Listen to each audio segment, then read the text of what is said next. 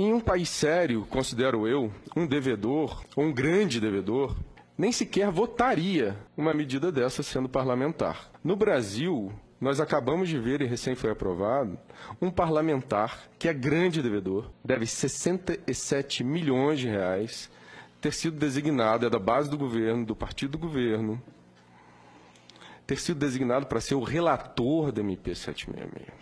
O relator da MP 766, que acabou de ser aprovado aqui no mesmo horário, ele deve mais de 67 milhões de reais à União. É um grande devedor. E ele não só votou, como ele foi o relator. Só lembrado para... Quem é o relator mesmo? É o Newton Cardoso, de Minas Gerais. Newton Cardoso, de Minas Gerais.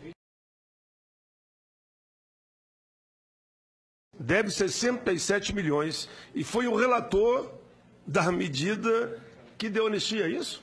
Exatamente, presidente Paim. Aí também não dá. Presidente, mas para acrescentar mais, ele votou no golpe, viu? Só para complementar, da onde originou tudo isso. 766, acabou de ser aprovada, o relatório acabou de ser aprovado aqui na comissão mista. A comissão mista aqui, no final do corredor, do outro lado, na outra ala, na sequência aqui do corredor. Acabou de ser aprovado. O relator é o sonegador. É um grande devedor. Inclusive os dados que eu estou trazendo, senadores, inclusive os dados que eu estou trazendo, eles foram publicados, eles foram tornados públicos na segunda-feira da semana passada, na Folha de São Paulo. A Folha de São Paulo, via PGFN, porque os dados, como eu disse no início, são públicos, estão no site oficial da Procuradoria-Geral da Fazenda Nacional, lá estão os dados de que esse parlamentar deve mais de 67 milhões. São dados públicos, à disposição da internet de qualquer cidadão. E a Folha de São Paulo denunciou isso na segunda-feira da semana passada, em matéria muito interessante.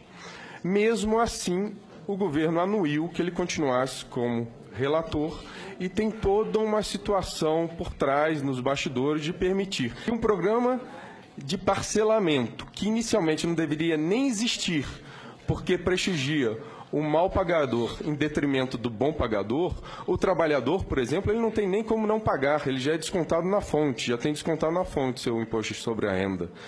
O trabalhador também, o pouco que ele recebe do seu salário, ele gasta com bens indispensáveis à subsistência, que são severamente tributados, porque no Brasil a tributação incide sobretudo sobre o consumo, ao contrário dos países desenvolvidos. Só aqui o trabalhador, o assalariado, ele já é bem penalizado no dia a dia. Então, esse pequenino não tem nem como parcelar, porque ele não tem nem como dever. O grande, ele deve, ele se vale do parcelamento, e o governo enviou essa MP 766 com esses parcelamentos já com vantagens. Não fossem essas vantagens suficientes, é designado o relator um grande devedor, e esse grande devedor, o que acaba de apresentar no seu relatório que foi aprovado por unanimidade?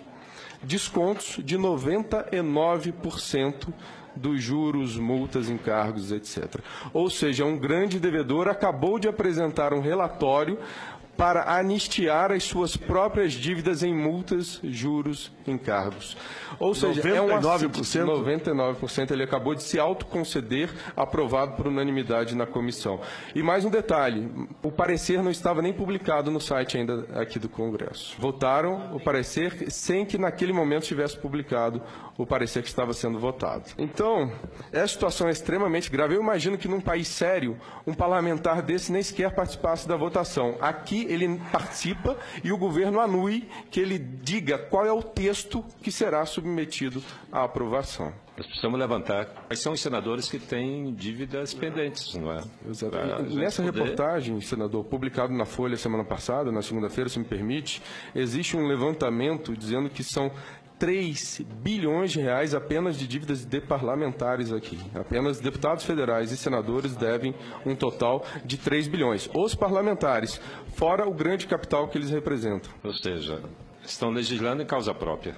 Exatamente. Fazendo lei para beneficiar as próprias dívidas, para anistiar, para extinguir as próprias dívidas. Então, apenas para fazer essa denúncia também, gostaria de dizer que estão usando dinheiro do povo para financiar os seus próprios benefícios. Enfim, existe dinheiro, existe muito dinheiro, existe um órgão responsabilizado pela cobrança, sucateado e cada vez mais sucateado, porque não há interesse do governo que esse dinheiro seja cobrado. E existe ainda essas benesses.